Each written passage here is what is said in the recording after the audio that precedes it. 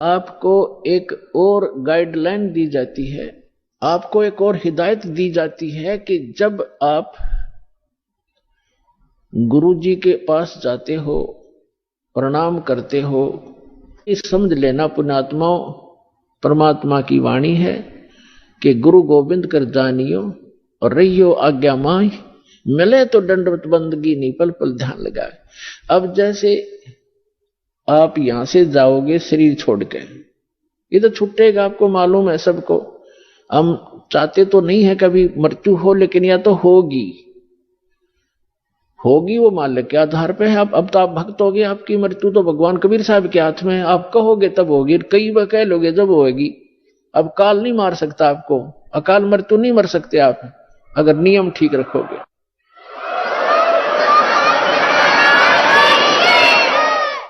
तो ये तो हमने यहां से जाना पड़ेगा। जब आप यहां शरीर छोड़कर जाओगे तो ऊपर जाकर के जहां भी आप देखोगे ये दास के रूप में वो कबीर परमेश्वर आपको खड़े दिखाई देंगे। और जो काल के दूत यहां संत आए हैं उनके रूप में वो काल उनका रूप होगा, लेकिन काल उनके संत के रूप में खड़े दिखेंगे। तो वहां जो जिस गुरु की वो शरण में है, तो वहां जाकर अपने गुरु जी के पास ही जाते हो, तो सीधे के अपने वो खड़े गुरु जी, तो अब उसके शेष सारे उस गुरु के पास, उसके शेष उस दूसरे गुरु के पास। तो वहां काल भी आता है जो उसने संत भेज रखा है इन जीवों का नाश करने के लिए, और परमात्मा आता स्वयं जिसने अपना संत भेज रखा है जीवों का विकास करने के लिए। तो इस दास के रूप में आपको वहां परमात्मा मिलेंगे।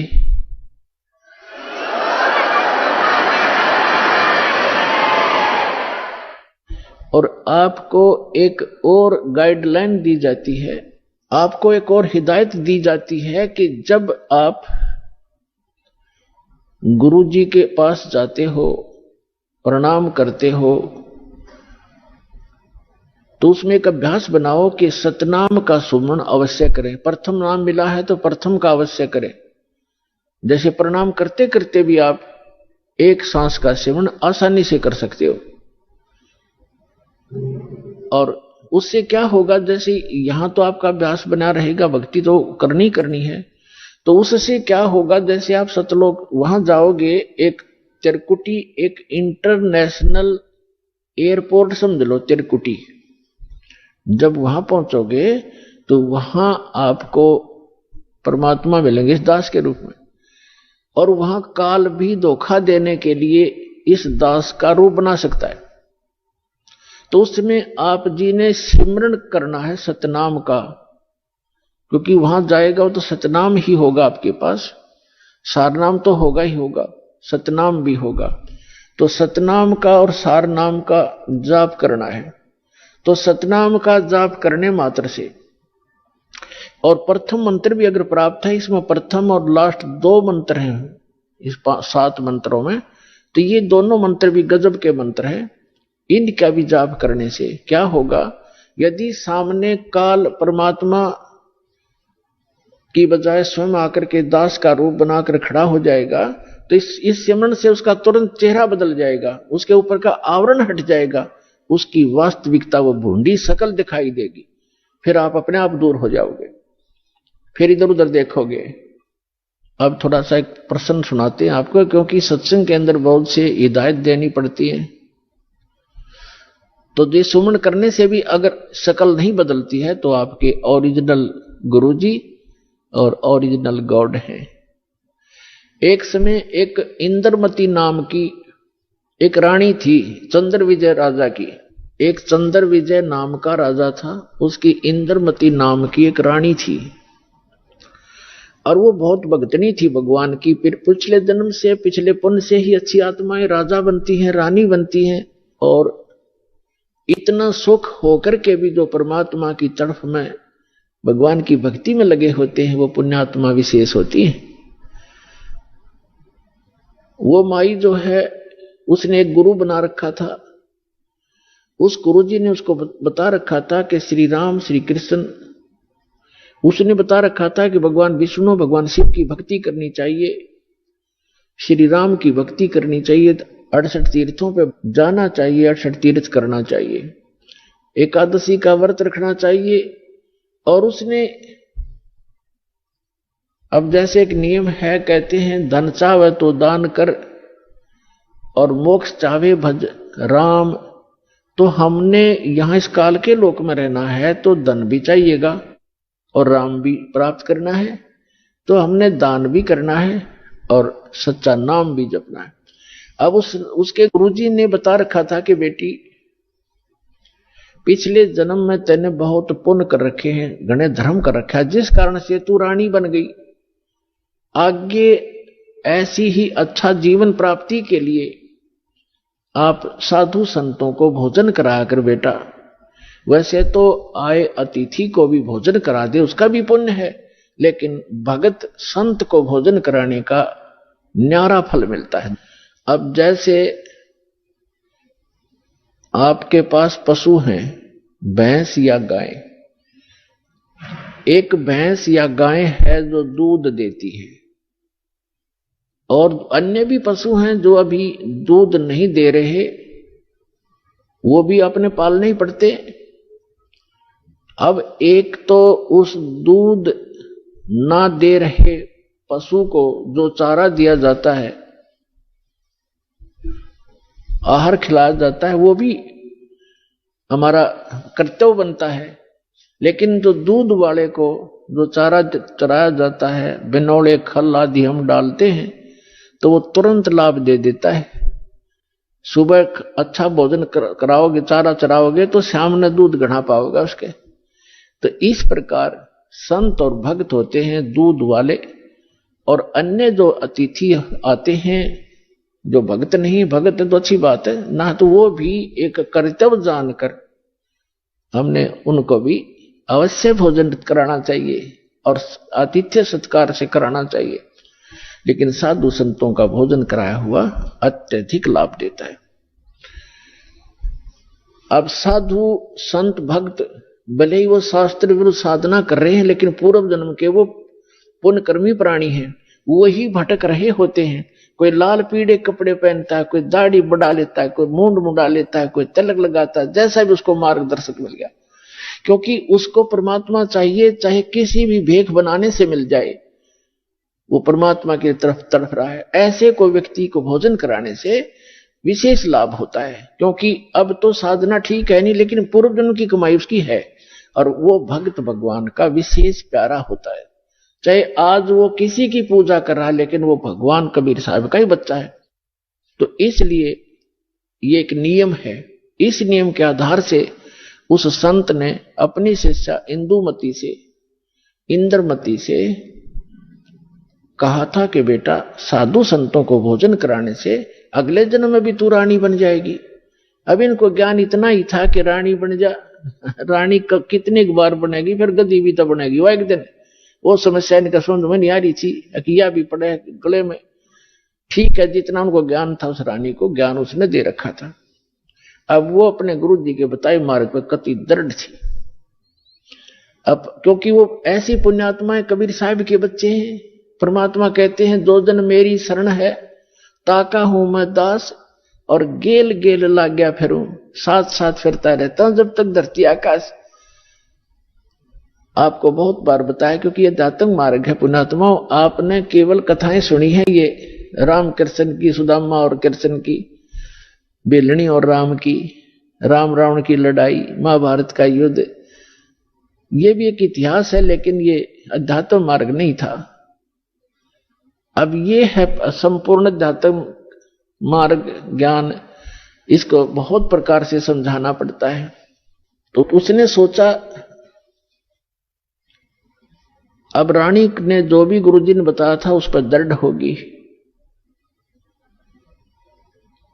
और उसने ये सोचा कि भी साधु संतों को भोजन कराना अनिवार्य है। उसने एक अपना नियम बना लिया कि मुझे भूल ना पड़े, मैं प्रतिदिन संतों को, जितने भी आसपास संत हैं, 2, 4, 10, कम से कम एक को तो भोजन करा कर ही मैं प्रतिदिन आहार किया करूंगी।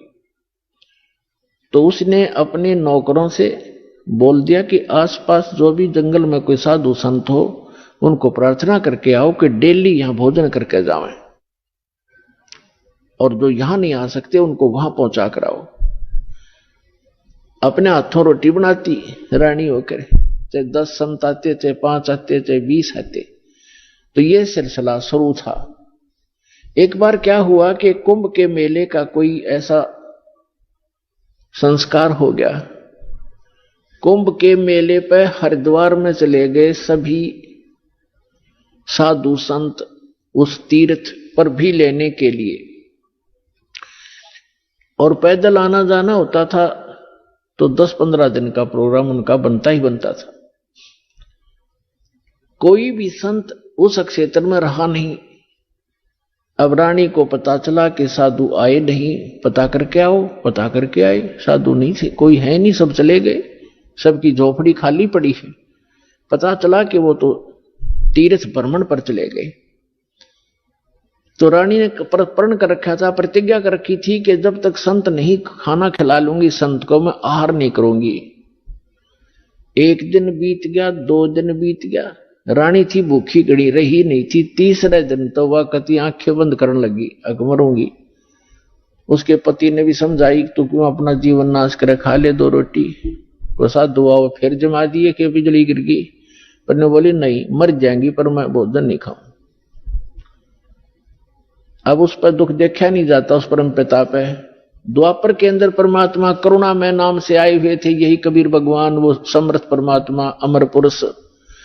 चारों युग में आते हैं परमात्मा। कहते हैं सतयुग में सत सुकृत कह टेरा, त्रेता नाम मुनिंदर मेरा, द्वापर में करुणा में कहाया, और कलियुग नाम कबीर धराया। चारों युग में आया हूं मैं, परमात्मा कहा करते। तो द्वापर में वो करुणा में नाम से आए हुए थे। अब उसने देखा या मरेगी भोली भगतनी, एक साधु रूप बना के परमात्मा वहां दूर सी आते दिखाई दिए, राजा के महल की तरफ ही। रानी ने कहा अपनी नौकरानी से कि बांदी है दासी, यदि तू अपनी रानी का जीवन चाहती है तो देख ले, कोई साधु संत तुझे दिखाई दे जा, नहीं तो आज शाम तक तेरी रानी प्राण छोड़ देगी।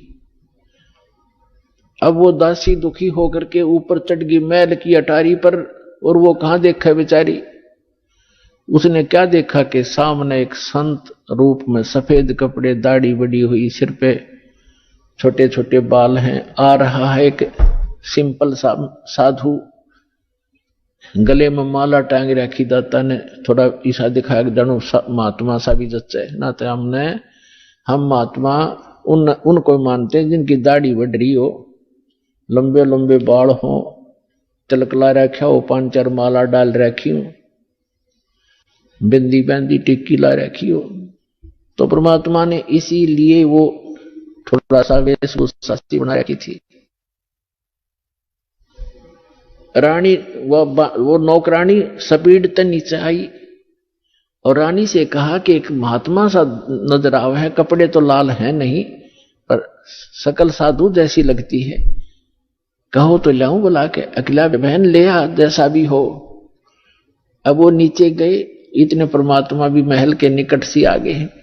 नौकरानी ने प्रणाम किया और कहा, महाराज आपको हमारी रानी याद कर रही है। परमात्मा ने पूछा, आप कौन हो? कि मैं नौकरानी हूं। तो परमात्मा ने कहा, बेटा रानी को यदि गर्ज है संत की तो यहीं आजा गली में, हम किसी के घर नहीं जाया करते, और हम घर जाओ और उसका पति कह दे तू आया किस लिए यहां, उसने गर्ज है तो यहां आ जाएगी। उसने जाके बता दिया कि साधु ऐसे ऐसे कह रहा, तो उसका और पक्की जचगी कि 1 नंबर का महात्मा है। नहीं तो नो कोई कह देगा अपने रानी बुलावा, ये तो नो बाछड़ू की तरह भाग गया आकर बच्चे की तरह, पैसे के लालच में अच्छा हलवा मिल जाएगा, और वो उड़े डट गए, अगर रानी को गर्ज है तो यहां आ जाएगी बेबे। तो रानी ने कहा, मेरा पकड़ हाथ, मुझे सहारा दे, नौकरानी ले चल, मुझे ऐसे महापुरुष के दर्शन करा दे, मर जाऊंगी तो भी अच्छा ऐसे संत के दर्शन करके। ऐसा दृढ़ आदमी आज पहली बार सुन रहा हूं तो रानी को ये कहने वाला कि यहां आ जाएगी जब गरज पड़े तो, क्योंकि पिछले संस्कार से ऐसे भाव उत्पन्न हुआ करते हैं साधु भक्तों में। तो रानी ने जाकर देखा वो मालिक का चेहरा, विश्व में सबसे न्यारे सुंदर थे कबीर भगवान, जितनी बार भी आए हैं, और चरणों में मत्था टेक्या और कहा महाराज आप भोजन कीजिए, आहार कीजिए। परमात्मा बोले चल बेटा आहार कर लेते हैं। बैठ के जाकर एक आसन लगा दिया। रानी ने दुखी सुखी होकर नौकरानी के सहयोग से स्वयं भोजन बनाया और कहा महाराज जी भोजन पाओ। तो परमात्मा ने कहा बेटा आप इतना कोई रोग है आपको क्या, इतनी अक्सीन कैसे होगी? तो उसने सारी कहानी बताई कि मैं प्रतिदिन एक साधु को भोजन करा के भोजन करती थी, संत रहे नहीं क्योंकि वो उस पे कुंभ के मेले में स्नान के लिए चले गए। आज तीसरा दिन आ गया महाराज जी, आप ना आते ताज में मर जाती। जब भोजन बना के परमात्मा के पास रखा तो कहा परमात्मा ने कि बेटी मेरा शरीर भोजन करने का नहीं है, मैं तो खाऊं या ना खाऊं मैं सदा एक रस रहता हूं। तो रानी बोली जी ठीक है, भोजन नहीं खाओगे तो मैं भी नहीं खाऊंगी, मरना मंजूर है मुझे, मरना ही मुझे उचित है, मैं अपना जो है ना प्रतिज्ञा नहीं भंग कर सकती। तो परमात्मा ने कहा कि ला बेटा, कहते समर्थ इसी को कहते हैं जो चाहे सो कर दे। मालिक ने भोजन करा, फिर उससे पूछा बेटा ये जो आपको ये हठ किसने बताया? रानी ने कहा कि मैंने अब गुरुजी बना रखे हैं, हमारे गुरु बहुत अच्छे हैं। परमात्मा ने पूछा क्या साधना करते हो? कि श्री विष्णु जी की, श्री शंकर भगवान की, शेरा वाली माता की, जो भी वो करती थी, एकादशी का व्रत करती हूँ, तीर्थों पर भी जाती हूँ, ऐसे करती हूँ। फिर परमात्मा ने अपना ज्ञान समझाना शुरू किया, लेकिन वो रानी जो थी वो ज्यादा भावुक होते हैं श्रद्धालु। जैसे ये दास प्रारंभ में इन अन्य पंथों वालों को कहा करता था, जो भी आ जाता था संपर्क में सत्संग सुनने, कि भाई आपका नाम गलत, आपका गुरु पूरा नहीं है, आपकी साधना गलत है। ये राधा स्वामी, धन धन सतगुरु, जय गुरुदेव वाले और ये तो सारे निरंकारी वाले ये आते थे जो सुनकर सत्संग है। जब ये दास उनको ये सच्चाई बताता तो बेदक जाते, उठ कर चले जाते कि ना आप तो निंदा करते हो, किसी संत की निंदा नहीं करनी चाहिए, पाप लगता है। अरे भले आदमियों, निंदा क्या की मैंने? तेरे गुरु को चोर बताया ना, डाकू ठग बताया नहीं, उसके ज्ञान की त्रुटि बताई है, ज्ञान में कमी है आपके गुरु जी में। संत तो अच्छे ही होते लेकिन ना समझ में आई, ये श्रद्धालु होते हैं कि ना गुरु जी के बारे में कुछ नहीं सुन सकता। और अब आन लग रहे रोते हुए लुट पिट के, रोआ बुरी तरह, नाश हो गया। 30 साल हो गए राधा स्वामी में जीवन खो दिया, सब कुछ लुट पिट गया, इकलौता पुत्र था वो भी मर गया।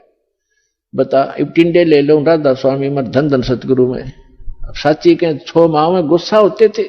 और यहाँ का इतिहास देख लो, सन 1994 से जो जुड़े हैं आज उनके ठाठ देख लो, और उनके घर में कोई दुर्घटना हुई तो आप पूछ कर देख लो, लाखों की संख्या में भक्त है। तो भगवान की शरण न्यारी होती है।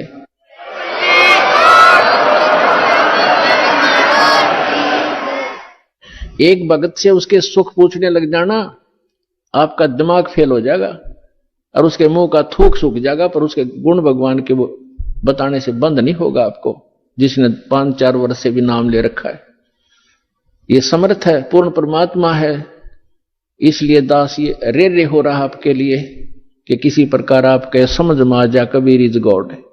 दास का काम पूरा हो, फिर तापा डूंडा पाट जाएगा, पूरे विश्व में एक ही रस हो जाएगा कुछ दिनों में। तो रानी क्या कह रही है? परमात्मा ने बताना शुरू किया, बेटा आप विष्णु की पूजा करती हो, विष्णु जी की, कहां जाओगे? बता आपके गुरु ने। जी स्वर्ग में जाऊंगी। स्वर्ग में कितने दिन रहोगे? अब सत्संग सुनकर थोड़ा बहुत ज्ञान हो ही जाता है। कहती है जी वो तो जितना पुण्य होंगे, पुण्य अपने पुण्य धर्म होंगे, मेरे पुण्य होंगे, उतने दिन वहां रहूंगी, फिर कहां जाएगी है पता नहीं, वह मैं बताऊं कहां जाएगी, तो गद्दी बनेगी फिर अगले दिन में। अब यह बात उसका उत्तर नहीं गला। परमात्मा ने बताया जो साधना आप कर रही हो, पुण्य कर रहे हो, दान कर रहे हो, ठीक है, रानी भी बन जाएगी और स्वर्ग भी चली जाएगी, फिर पशु योनि में भी कंपलसरी जाएगी। और ये आपके विष्णु जी भी नाशवान, आपके शंकर जी भी नाशवान, आपके ब्रह्मा जी भी नाशवान। तो कहते थर पकड़ थर होई, अमर की साधना करने से अमर पुरुष की तो अमर हो सकते हो। तुम नाशवानों की भक्ति करके और सथाई होने की चेष्टा कुचेष्टा करते हो। अब वो रानी कहने लगी, मुंह बना लिया रानी ने, इंदुमती ने, कि महाराज जी संत है ना, ये एक दूसरे की निंदा कराया करें, और मेरे गुरु जी के बारे में देखो आप कुछ ना कहिए, जो मेरे लिए तो भगवान है। परमात्मा बोले, बेटा अगर गधे ने कोई गाय को है और गधी को कोई ये बताओ ये गधी है गाय नहीं है बेटी, और वो नौका तो मेरी गाय को गधी क्यों बताता है, तो दुख नहीं मान्या करते, उसकी जांच करे सचमुच क्यों कहा इसने ऐसी कड़वी बात, लेकिन वो नहीं मानी। अपने आत्माओं अपने बच्चों तक पहुंचने के लिए परमात्मा ने कितना प्रयत्न करना पड़ता है, इन काल के दूतों ने ऐसा उलझा दिया। अब परमात्मा ने बहुत कोशिश की कि बेटा मैं तेरे हित की बात कह रहा हूं, मैं तेरे गुरु जी को चोर नहीं कहता, गुंडा डाकू नहीं कहता, उनको ज्ञान नहीं है, वो विष्णु जी को समर्थ शक्ति बताते हैं, विष्णु जी खुद नाशवान है, तो आपकी रक्षा कैसे करेगा वो? शिव जी को आप भगवान मानते हो। परमात्मा ने बताया कि जिस समय भस्मागिरी नाम का एक संत भगवान तेरे शंकर जी के सामने ऊपर ने पैर नीचे ने सिर करके 12 वर्ष तपस्या की, आपने पढ़ा होगा पुराण में, कहां जी पढ़ रखा है, सुना है, पढ़ा भी है। और जब भस्मकंडा शिव से मांग लिया और भगवान शिव को मारने की चेष्टा करने लगा वो भस्मासुर, तो भगवान शिव जी ने क्या किया, भाग्य थे ना वो, तो वो अविनाशी है, जिनको तो अविनाशी मान रही उनसे तू रक्षा की बाट देखे, सुरक्षा वो आप सुरक्षित नहीं। अब बात सारी साची, पर गुरु जी के बारे में सुनना कति पसंद नहीं, वो पिछला रंग चढ़ रहा है कसूता। तब परमात्मा ने कहा बेटा मान से मत मान, देखो मैं वैसे अपने आप को भगवान कहें तो कोई ना कतिये ना मानने जनता। परमात्मा ने कहा कि जिस भगवान की मैं भक्ति बताता हूं वो अजरो अमर है, उसकी भक्ति करने से आपकी आयु भी बढ़ जाएगी, जो मंत्र मैं दूंगा, और जो मंत्र आप जाप करते हो इससे आपकी उम्र ना बढ़ सकती ना घट सकती, और हम जो मंत्र देंगे उससे आपकी जितनी आयु आप चाहोगे वो बढ़ जाएगी। तो वो फिर भी ये कहती है जी इस तरह की बातें तो ये संत आपस में खूब जानते हैं, मुझे तो अपना गुरु बिल्कुल मेरे हृदय में समा रहे हैं। तो परमात्मा ने कहा ठीक है बेटा, साच कहूं जग माने नहीं और झूठ कही ना जाई हो, और ब्रह्मा विष्णु शिव जी दुखिया जिन ये राह चलाई हो। तो परमात्मा ने कहा कि ठीक है बेटी मैं चला, मान जाए मत मान, मेरा फर्ज था तेरे को सच्ची बात बताने का, और आज से तीसरे दिन तेरी मृत्यु होगी, ना तेरा गुरु बचा सकेगा, ना तेरा विष्णु, ना तेरा शंकर जी बचा सकेंगे, और ना तेरा भक्ति यो मंत्र बचा सकेगा। और न्यू कह के महाराज जी उठन लगे, चरना पड़ गई। अब मौत दिखे है ना, जब जच्चा कहां बूढ़ी बन गया दे। साधु संत झूठ नहीं बोला करते, चरणों में गिर गई और कहने लगी महाराज सचमुच। परमात्मा बोले तीसरे दिन आगे तेरी शेष आयु नहीं है और 83 लाख योनियों में जाएगी तू। फिर बोली महाराज जी फिर क्या करूं मैं मंत्र दूंगा बेटा, मंत्र जाप करिए और उस गुरु जी से बात भी मत करिए जो दुश्मन है तेरा। अब कहते हैं ना अपने लागे चाहे देश तो सारा मर जा पर अपना नंबर ना हो, इतना कोई दिक्कत नहीं। जब अपना नंबर आता दिखा ना जब की बंद है जीव की, तब सारी मान ली। ठीक जी जैसे आप कहोगे न्यू कर लूंगी। और मन में सोच रही कि देखूंगी तीसरे दिन क्या होगा। दीक्षा ले ली और गुरुजी ने बताया कि बेटा तीसरे दिन काल आवेगा और मेरे रूप में आवेगा। और एक ध्यान रखना, जो मैंने आपको मंत्र दिया है प्रथम, जब वो निकट आवे तो पहले आप इस मंत्र का जाप करके और फिर प्रणाम करना। इस मंत्र का जाप करना, वैसे तो प्रणाम नहीं करना पहले। देखो उस समय उन्होंने विशेष हिदायत इसलिए दी थी, आगे के लिए फिर परमात्मा ने बताया था वैसे संत आवे पहले दंडवत करे और फिर उनसे प्रसन्न करे, उनसे कुशल मंगल पूछे। लेकिन उस दिन परमात्मा ने विशेष हिदायत दी थी क्योंकि उसका अभ्यास नहीं था लड़की का, इसलिए कहा कि जब मैं आऊं यानी मेरे रूप में काल आवेगा और तू भावुक होकर के बगैर मंत्र जाप किए चरण मत छूना, पहले मंत्र जाप करना और फिर चरण छूना। अब रानी ने किसी को बताया नहीं, ने सोचा क्या पता सच्ची है कि झूठी है। ठीक अगले दिन के 12-1 बजे के आसपास परमात्मा के रूप में काल गया, करुणामय के रूप में, और कहा इंद्रमती कहां है बेटा। अब इंद्रमती ने देखा गुरुजी आगे, लेकिन वह बात उसके हृदय में गड़ रही थी। गुरुजी ने ये भी बात कही थी तो उन्होंने प्रथम मंत्र सिमरण कर दिया।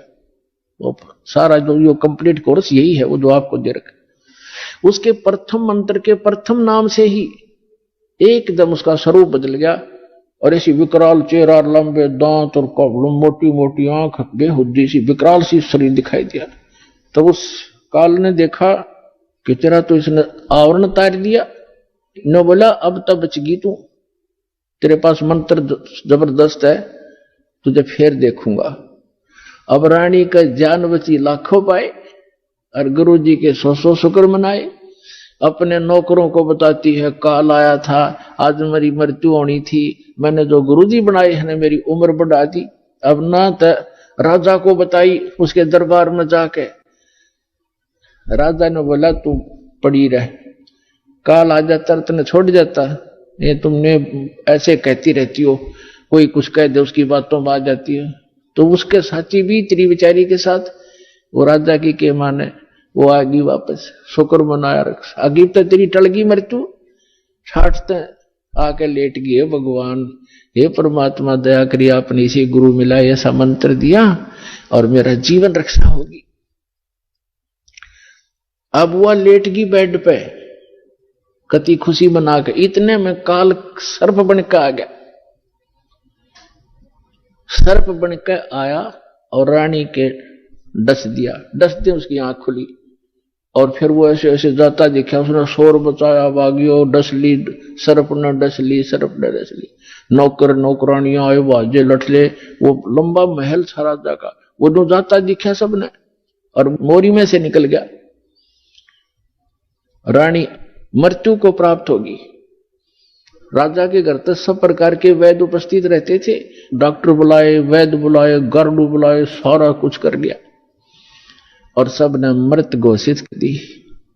तब परमात्मा आ गए तो नौकर नौकरानियां कहने लगी, जिन देखे थे भगवान उस दिन, वो नौकरानियां कहने लगी महाराज जी आपकी शिष्या को सर्प ने डस दिया, तब सर्प से मृत्यु होगी, हाहाकार मच गई। तो परमात्मा ने एक बहाना सा करा, मंत्र सा बुदाया और कहा उठ बेटी, 1 सेकंड में रानी खड़ी होगी। बोलो सतगुरुदेव।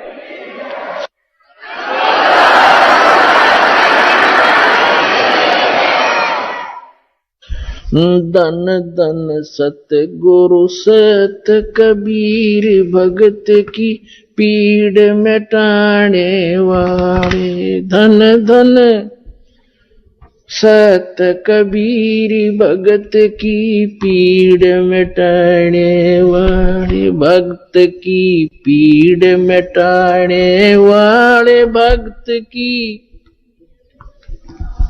वाले। धन धन सतगुरु सत कबीर, भक्त की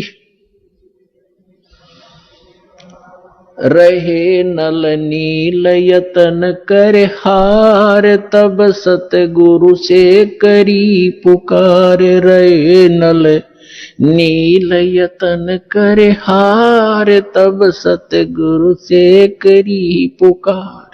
जा सतरे खालखी अपार, सिंधु पे सिलात रहने वाली।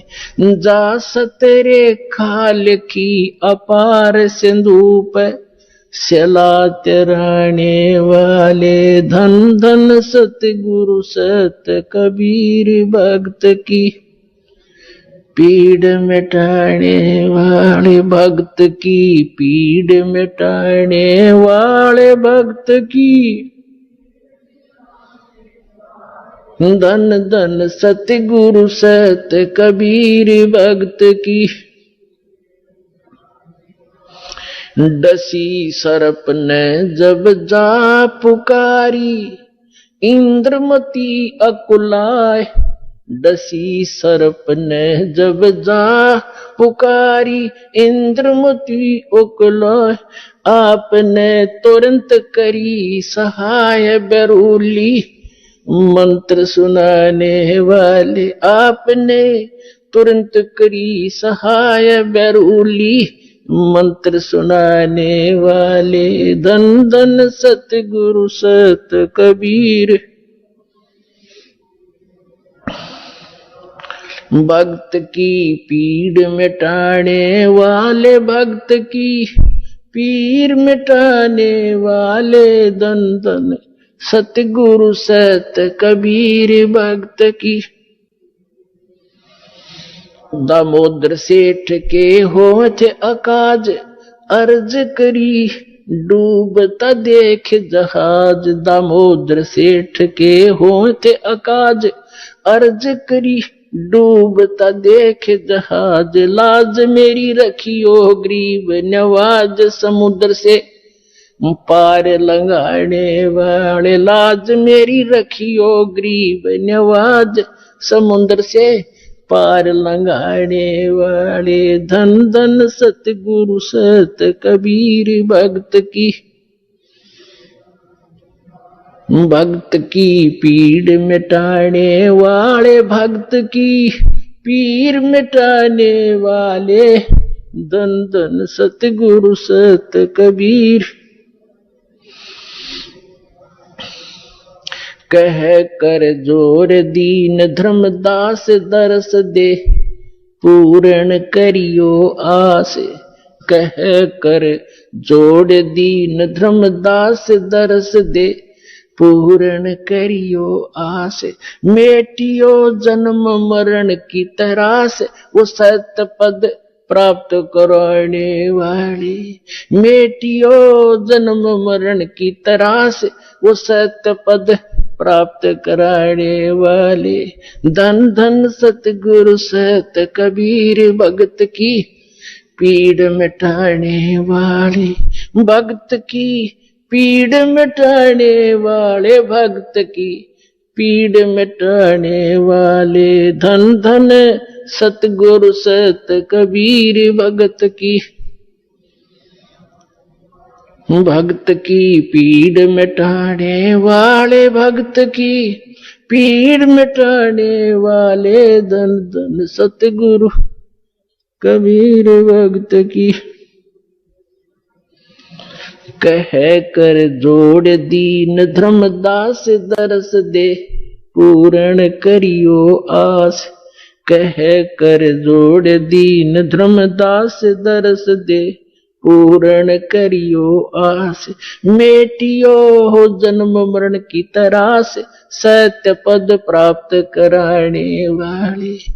धन धन सतगुरु सत कबीर भक्त की, पीड़ मिटाने वाले। डसी सर्प ने जब जा, डसी सर्प ने जब जाए पुकारी, इंद्रमती अकुलाए। आपने तुरंत करी सहाय बिरहुली, मंत्र सुनाने वाले। परमात्मा ने लीला की। रानी ने पूछा, महाराज ये कौन सा मंत्र था? परमात्मा ने कहा, बेटा बिरहुली मंत्र है। बिरहुली मंत्र क्या? कि राम नाम जप बिरहुली, गुरु की शरण में रह बिरहुली। वो तो एक बहाना बनाया था कि इस बालक को बुला दूं, लेकिन वो तो समझ सकती है, मंत्र की क्या आवश्यकता उसको। अब रानी की खुशी का ठिकाना नहीं रहा, और राजा का भी दचगी, गारडू भी फेल, वैद्य भी फेल। इतना जरूर मान लिया संत ठीक है, लेकिन राजा की बुद्धि सातवें आसमान पर होती है। उन कर्मी प्राणी होते हुए भी वो दुर्भागी होता है जो भक्ति नहीं करता। और रानी होते हुए या राजा होते हुए जो भक्ति करते हैं, सत साधना करते हैं, चाहे कैसे भी कर रहा है, परमात्मा कहते हैं चाहे कोई भक्ति करे कपट की और उसको भी अपनाऊं और श्याम दाम दंड भेद से ती प्रसिद्ध मार्ग लाऊं। अब देखो परमात्मा काल को आने भी नहीं देता, इसलिए आने दिया रानी का जच्चा ना हो या बात। संत जो साची कह गया, परमात्मा ये समझ रहे थे कि या फिर छोड़ दे हो गुरु, दूसरा गुरु आते ही उसके भी चरण छुआ और उसकी भी आरती तारा हो। और पुण्यात्मा गुरु को तजे भजे जो आना, अर्ता पशुआ को फोकट ज्ञाना। परम संत ने छोड़कर फिर वो नकलियां फिर भी आस्था जिसकी है तो वो फोकट ज्ञान है, उसके पास भक्ति है, वो श्रद्धा नहीं बनी उसकी। जैसे पति भरता पति से राती आन पुरुष नहीं भावे और बस है पीहर में सुरत प्रीतम में, ऐसे ध्यान लगा। यानी गुरु, नकली गुरु को त्यागने के बाद जब आपके समझ, क्योंकि पहले तो आपके पास कोई पैमाना ही नहीं था मापन का, जांच करने का कोई ऐसा वस्तु नहीं थी, विकल्प नहीं था। अब दास आपको पहले संत को जांचने के पैमाने देता है कि इसे नाप के देख लियो जिसके पास ये ज्ञान है। जैसे धर्मदास जी भी पहले ऐसी दूसरी साधनाएं करता था, जब परमात्मा ने उसको सच्चा ज्ञान सुना, वो फिर भी बुद्धि भ्रष्ट हो गई थी बीच में, तो फिर परमात्मा मिले नहीं थे, तो उसने सोचा साधु संत के रूप में मिले थे, कोई भी संत मिलता धर्मदास उसके पास जाता और जाती कहता महाराज जी ठीक सो, कहा आजा बच्चा ठीक है। तो उसने पूछा जी वो क्या प्रश्न करता था कि ब्रह्मा विष्णु महेश के माता पिता कौन है? तो वो कहता था अरे ये तो अजरो अमर है, सर्वेश्वर है, ये कहां से बात उठा लिया? तो तभी उठकर चल पड़ता था कि ना ये संत नहीं है। तो उसके पास एक पैमाना था उनको जांचने का, और जब उसने परमात्मा मिले दोबारा फिर वो तो पूरा काम उनका